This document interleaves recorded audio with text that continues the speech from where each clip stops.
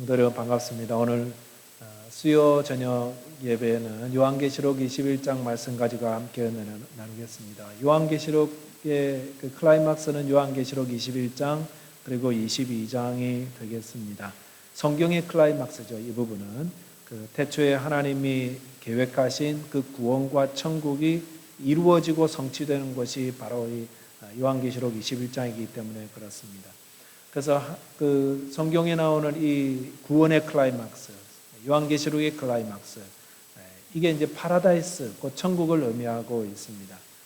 우리가 천국, 파라다이스 그러잖아요. 근데 도대체 우리가 지향하고 소망하는 천국과 파라다이스는 어떤 곳인가에 대한 거 오늘 함께 살펴보겠습니다. 우리가 파라다이스라는 말은 자주 사용합니다. 호텔 파라다이스도 있고 무슨 어떤 놀이동산도 파라다이스 있고 이러는데, 근데 그런 이름 붙인 곳에 가보면은 실망스럽게 그지없는 때가 많습니다. 그래서 이제는 하도 실망을 많이 해서 파라다이스 하면은 별로 기대도 하지 않습니다. 그냥 그러려니 합니다만은 우리가 하나님이 예비하신 파라다이스는 어떤 곳인지 우리가 소망하면서 또 우리 신앙이 소망 아닙니까? 거기가? 그러니까 그 소망에 대한 내용들 함께 살펴보도록 하겠습니다. 본문 1절 말씀 보시면은 또 내가 새 하늘과 새 땅을 보니 처음 하늘과 처음 땅이 없어졌고 바다도 다시 있지 않더라라고 하였습니다. 요한계시록 4장부터 마지막 종말에 대한 그 마지막 날 심판에 대한 이야기들이 계속 나오고 있었습니다. 우리 3대 책종재앙, 인해재앙, 나팔재앙, 대접재앙, 그리고 그거 지나가고 나서 재림하신 예수님께서 악의 세력을 제압하시고 또 모든 죽은 자들을 부활케 하셔서 백보자 앞에서 심판하셨다고 그랬죠. 그래서 모든 악을 다 정리하신 후에 이제 구속의 대역사가 완전히 종결되었는데, 오늘 본문 보니까 하나님이 구속하신 자들, 약속하신 영원한 생명, 안식의 자리, 하나님의 나라, 파라다이스 어떤 건가 하는 것을 저희들에게 보여주고 있습니다. 사도 요한이 새 하늘과 새 땅을 보았다고 그랬습니다. 새 하늘과 새 땅, 다시 누차 말씀드립니다만은 그것은 처음 하늘과 처음 땅이 아니라는 거지요. 전혀 새로운 것이라는 겁니다. 하나님께서 예비하신 새 하늘과 새 땅은 이 땅을 고치거나 변형시켜서 만들어내는 것이 아니다라는 겁니다. 과학자들과 이 땅의 사람들이 자꾸 이 땅의 파라다이스 그렇게 하는데요. 이게 그 다 세상을 구조를 정치를 개혁하고 무슨 사회를 개혁하고 도덕을 개혁하고 사람들의 인성을 개혁하고 제도를 바꾸고 그러면은 파라다이스가 오는 것처럼 생각하시는데 성경은 그렇게 말씀하지 않습니다. 성경이 말씀하는 파라다이스는 이 땅의 하늘과 땅과 전혀 별개의 거라는 거죠. 이 땅의 역사나 구조, 이 땅을 지탱하는 모든 것들이 다 사라지고 전혀 새로운 차원의 하늘과 땅을 하나님 주시는데, 그것이 성도들이 지향하고 소망하는 파라다이스, 천국이라는 것입니다. 바다도 다시 있지 않다고 그랬죠. 갑자기 바다가 나오는 이유는, 바다는 저희들이 요한계시록 살펴보면서 보니까 바다는 부정적 의미를 가지고 있습니다. 적그리스도가 나온 게 바다죠. 그리고 모든 죽은 자들을 품고 있는 곳이 바다라고 했습니다. 그런데 새하늘과 새 땅에는 바다도 더 이상 있지 않다. 그러니까 파라다이스가 있는 새하늘과 새 땅에는 바다, 즉 악과 죄가 막 혼재되어 있어가지고 우리의 삶을 고통스럽게 하는 그 바다가 다시 있지 않다라는 것은 우리의 삶에 막 복잡하게 얽혀들어오는 그런 죄와 악이 새하늘과 새 땅에는 없다라는 것입니다. 그러니까 전혀 악이 침투하지 못하게 되는 완전한 안식과 행복이 있는 곳이 새하늘과 새 땅이다라는 것입니다. 그래서 우리가 이 땅에 소망을 두면 언젠가는 절망하고 낙심하고 또 이렇게 마음이 막 무너지고 그러는데, 새하늘과 새 땅에 우리의 소망을 두면 절대 그런 일은 없다라는 거 말씀하고 있습니다. 이 땅의 것들 다 진부한 것들이에요. 다 새롭지 않습니다. 2022년 새해가 밝았지만 사실 작년과 비교해봐도 크게 나아진 것은 없는 것 같습니다. 자기 삶을 돌아봐도 그렇죠. 자기 삶을 일생 살고 자기 삶을 되돌아보면서 내가 헛살았네. 헛살은 거 맞죠. 왜냐하면은 전도서 1장 9절 말씀에 뭐라고 그랬죠? 이미 있던 것이 후에 다시 있겠고 이미 한 일을 후에 다시 할지라 헤아리는 새 것이 없다라고 했잖아요. 뭔가 새로운 것들을 하리라고 기대했는데 되돌아보니까 아닌 거예요. 똑같은 거예요. 별로 나아진 것도 없는 거예요. 그러면서 뭐 헛되다 인생 헛살았다 그러는데요. 이 땅에 소망을 두고 살면 늘 그런 헛됨과 절망, 낙심, 후회 이런 것들로 가득할 수밖에 없다라는 것입니다. 우리가 기억할 건 뭡니까? 이 땅의 것들은 새 것이 없습니다. 새 것이 없기 때문에 이 땅에 소망을 두면은 실망할 수밖에 없습니다. 그러므로 성도는 새 하늘과 새 땅, 성경이 약속한 새 하늘과 새 땅이 우리의 소망을 두고 살아야 합니다. 본문 2절 말씀 보시니까 또 내가 보매 거룩한 성 새 예루살렘이 하느님께로부터 하늘에서 내려오니 그 준비한 것이 심과 남편을 위하여 단장한 것 같더라라고 하였습니다. 사도 요한이 거룩한 성 새 예루살렘이 하나님께로부터 하늘에서 내려온다라고 하였습니다. 거룩한 성 새 예루살렘이라는 것은 구원받은 성도들의 새 공동체를 의미할 수도 있고 또 하나님이 성도들에게 주실 영원한 안식처를 의미할 수도 있습니다. 예루살렘이 그 이스라엘의 수호였잖아요. 마찬가지로 새 예루살렘 성이라는 것은 어떤 예루살렘 성이 새롭게 주어진다는 것이 아니라 새 하늘과 새 땅에 성도들이 거처할 곳을 상징하는 것이다. 이렇게 말씀드릴 수 있습니다. 그런데 그 새 예루살렘이 하나님께로부터 주어진다고 그랬어요. 우리가 만들어내는 게 아니라 하나님이 은혜로 우리에게 주시는 거다라는 것입니다. 즉 구원은 하나님께로부터 은혜로 받는 거예요. 늘 하나님의 은혜 안에 우리가 하나님께 주시는 새 하늘과 새 땅을 누리게 되는 겁니다. 여기 그 새 예루살렘 성은 마치 신부가 신랑을 위해 준비한 것 같다라고 했죠. 그래서 신부가 신랑을 위해서 준비한 것들 얼마나 아름다운 것들이에요. 마치 성도를 위해서 예비하신 하나님의 나라 천국은 이와 같이 아름다운 것이다. 너무도 아름답다라는 것을 말씀하고 있는 것입니다. 3절 보시니까 내가 들으니 보좌에서 큰 음성이 나서 이르되 보라 하나님의 장막이 사람들과 함께 있음에 하나님이 그들과 함께 계시리니 그들은 하나님의 백성이 되고 하나님은 친히 그들과 함께 계셔서라고 하였습니다. 보좌에서 나는 큰 음성을 사도 요한이 들었습니다. 그것은 하나님께서 친히 말씀하신 거라는 것을 보여주고 있습니다. 그 내용이 뭐냐면은 보라 하나님의 장막이 사람들과 함께 있음에 하나님이 그들과 함께 계시리니라고 하였습니다. 하나님께서 그의 백성들과 교제하기 위해서 장막을 치고 그의 백성들과 함께 있다라고 하나님 말씀하셨습니다. 이게 성경에 묘사된 하나님의 모습인데 하나님은 그의 백성들과 함께 거하고 함께 있기 위해서 늘 장막을 치고 백성들 가운데 거주하시던 분이었습니다. 에덴 동산에서도 하나님은 아담과 하와와 함께 에덴 동산을 거느셨죠. 또 이스라엘 백성들 출애굽하여서 광야 생활할 때 하나님이 장막 가운데 그들 가운데 계셨다고 그랬습니다. 그리고 성육신 하신 예수님 우리 가운데 거하셨잖아요. 인간의 몸을 입고 우리 가운데 거하신 예수님. 그리고 예수님 승천하신 후에 성령을 통해서 저와 여러분들 속에 지금 거하고 계시잖아요. 우리의 몸은 성령이 거하시는 성전이라고 그랬지 않습니까? 그러니까 하나님 임마누엘 되시는 하나님께서는 태초부터 지금까지 계속해서 우리 가운데 장막을 치고 거하시는 분이다. 지금도 우리 가운데 하나님 계시잖아요. 우리 가운데. 본문 4절에 보시면은 모든 눈물을 그 눈에서 닦아주시니 다시는 사망이 없고 애통하는 것이나 곡하는 것이나 아픈 것이 다시 있지 아니하리니 처음 것들이 다 지나갔음이로라라고 했습니다. 천국에서 하나님께서는 모든 눈물을 다 닦아주신다고 했습니다. 눈물은 무엇을 상징하는 겁니까? 눈물은 고통을 상징하죠. 불행을 상징하죠. 슬픔을 상징하죠. 이 땅에 당하는 우리의 아픔이 뭘로 상징되냐면 눈물로 상징된다는 겁니다. 그런데 하나님께서 그 눈에 모든 눈물을 닦아주신다. 그러니까 천국은 뭐가 없는 겁니까?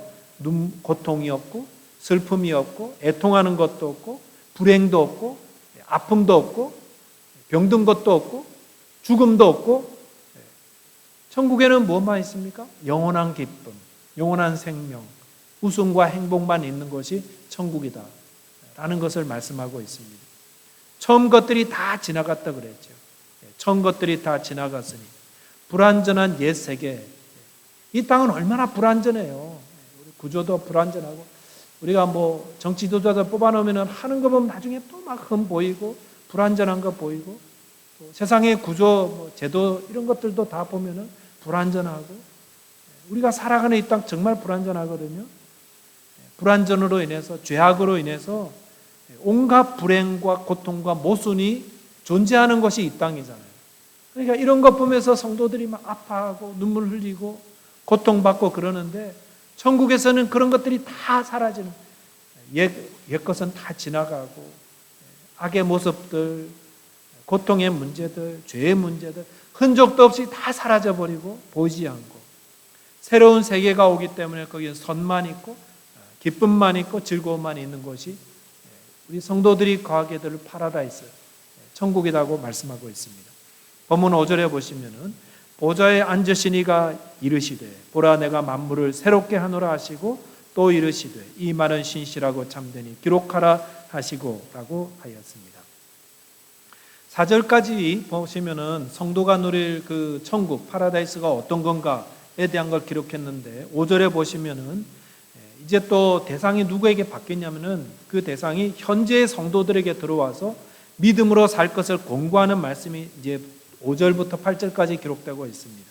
내가 만물을 새롭게 하노라 라고 하나님 말씀하셨는데, 만물을 새롭게 한다는 것은 옛 세상은 없어지고 반드시 새로운 세상을 만들어서 하나님 백성들로 하여금 그것에 영원히 거하겠다, 하게 하겠다라는 하나님의 의지의 말씀을 보여주고 있습니다. 이 말은 신실하고 참되니 기록하라 라고 했죠. 하나님의 말씀은 반드시 성취된다는 거죠. 하나님은 신실하셔서 거짓말하지 않으시고 인생이 아니시기 때문에 하신 말씀을 그대로 다 성취하시는 분이기 때문에 하나님이 하신 말들은 신뢰할 만한 거예요. 성경 말씀 반드시 이루어진다는 겁니다.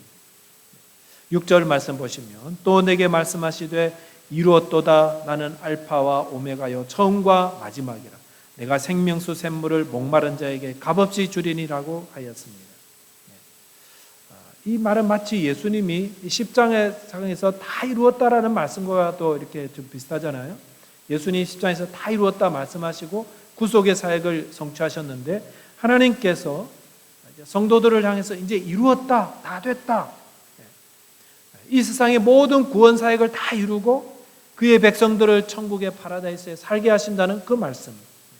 나는 알파와 오메가요 처음과 마지막이라는 말씀. 알파는 헬라어의 첫 글자고 오메가는 제일 마지막 자잖아요. 그러니까 하나님께서 세상의 처음이고 마지막을 다스리는 주관자가 되신다는 걸 말씀하십니다.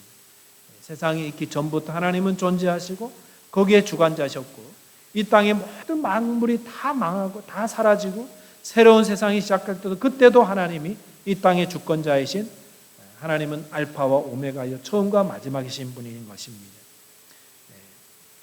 생명수 샘물을 목마른 자에게 값없이 준다라는 말씀은 성경에서 우리에게 영원한 생명과 구원을 설명하실 때 자주 등장했던 내용들입니다. 천국의 구원은 어떤 겁니까? 마치 우리가 목이 너무 마른 때에 옆에 시원한 샘물을 주는데 값없이 주신 거예요. 그것과도 같은 값없는 은혜가 바로 하나님이 우리에게 주시는 구원이라는 것입니다. 예수님도 요한복음 4장 14절 말씀, 사마리아 여인을 향해서 이렇게 말했죠. 내가 주는 물을 마시는 자는 영원히 목마르지 아니하리니 내가 주는 물은 그 속에서 영원하도록 솟아나는 샘물이 되리라 라고 말씀하였습니다. 하나님은 우리에게 값없이 영생을 주시는 분입니다. 우리가 그를 믿고 의지할 때, 또 그분의 뜻에 순종할 때 영원한 생명을 은혜로 받게 된다는 것, 이것은 분명한 사실이요 우리에게 복음이 되는 것입니다. 본문 7절에 보시면 이기는 자는 이것을 상속으로 받으리라. 나는 그의 하나님이 되고 그는 내 아들이 되리라 라고 하셨습니다. 천국은 누가 상속한다고요? 이기는 자들이 상속한다고요. 이기는 자들이. 상속은 아버지가 자녀에게 물려주는 건데, 천국도 하나님이 자녀들에게 그냥 물려주시는 거예요. 그냥 주는 거예요. 그런데 누구에게? 이기는 자에게. 우리가 무엇을 이기라는 겁니까? 믿음의 선한 싸움을 싸워서 이기라는 것입니다. 8절 보시면 그런 말씀이 있죠. 그러나 두려워하는 자들과 믿지 아니하는 자들과 흉악한 자들과 살인자들과 음행하는 자들과 점술가들과 우상숭배자들과 거짓으로 말하는 모든 자들은 불과 유황으로 타는 못에 던져지리니 이것이 둘째 사망이라고 하였습니다. 여기 보면 7절에서 이긴다라는 뜻이 어떤 것이 좀 더 자세히 설명되고 있습니다. 무엇을 어떤 자입니까? 두려워하지 않는 자라고 그래서 두려워하지 않는 자. 천국 소망 가지고 하나님이 은혜로 주신 그 영생을 구원을 소유한 자들은 두려워하지 않는 자입니다. 무엇을 두려워하지 않아요? 믿음으로 살 때 당하는 그 많은 핍박, 손해, 희생 이런 것들을 두려워하지 않는다는 것입니다. 그리고 믿지 않는 자, 불신자를 의미하죠. 예수를 믿지 않고 천국에 갈 수 있는 사람은 아무도 없습니다.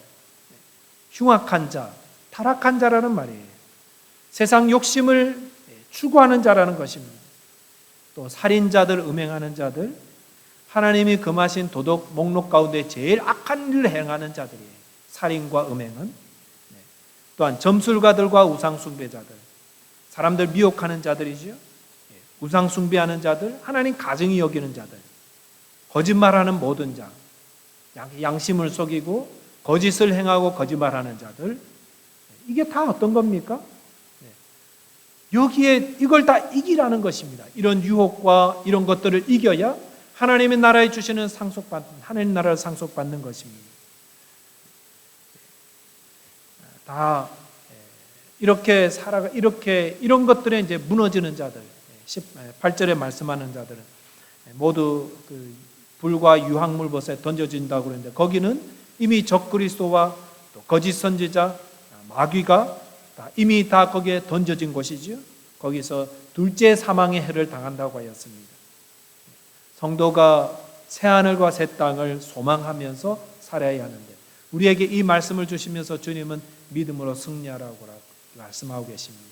저와 여러분께서 오늘 우리가 소망해야 될 새하늘과 새 땅에 대한 말씀 또 묵상하시면서 믿음으로 끝까지 승리하여서 하나님이 은혜로 우리에게 상속해 주시는 하나님의 나라, 거룩한 성 새 예루살렘을 다 누리고 소망하고 소유하며 또 그 안에서 하나님께 영광 돌리게 되시기를 주님의 이름으로 축원드리겠습니다. 기도하겠습니다. 하나님 아버지 감사합니다. 연약하고 보잘것없는 저희들 우리 주 예수 그리스도를 보내주셔서 주 예수를 통하여서 우리의 죄가 사함을 받게 하여 주시고 그를 믿고 의지함으로 하나님의 자녀가 되고 하나님이 주시는 새하늘과 새 땅을 상속받을 수 있는 은혜 주신 것을 감사합니다. 그러나 주님, 저희들은 연약하여서 시시각각 다가오는 여러 가지 유혹과 악에 넘어질 수 있사오니 주님, 저희들 믿음으로 승리할 수 있도록 믿음의 선한 싸움을 잘 이길 수 있도록 주님 도와주십시오. 저희로 하여금 영적 전신갑주를 취하게 하여 주시고 믿음으로 끝까지 승리하여서 하나님 나라에서 하나님을 찬양하고 영생복락 누리며 기쁨과 즐거움으로 영원한 생명 누리는 주님의 백성들 다 되게 하여 주옵소서. 이 귀한 복음을 또 믿지 않는 자들에게도 증거하는 주님 기뻐하는 성도들 되기를 바라오며 우리 주님 예수 그리스도 이름 의지하여 기도하옵나이다. 아멘.